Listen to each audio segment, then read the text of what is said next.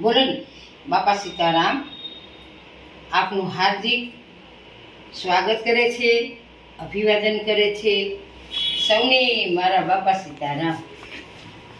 આજે હું તમને પાવના વડા, બ્રેડના વડા તો બને જ છે.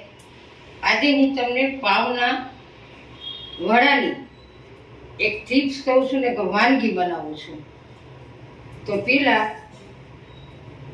આ જે પાઉં છે એ હું તમને બતાવું છું. આ પાઉં છે.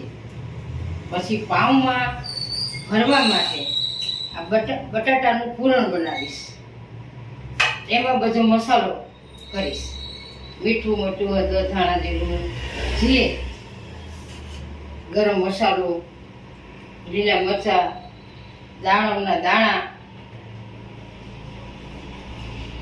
મસાલો બનાવી પૂરણ બનાવી પછી એની અંદર સિંગ નાખીશ.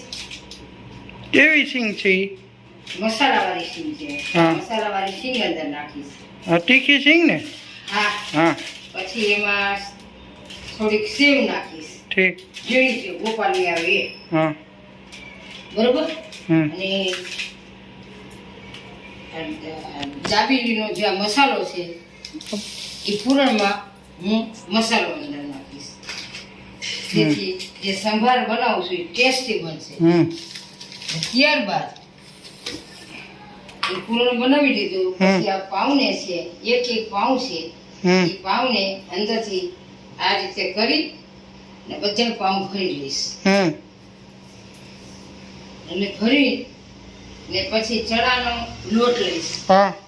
ને એની અંદર મીઠું ને ખાવાના સોડા નાખી એનું પૂરણ બનાવીશ ચણાના લોટનું. પછી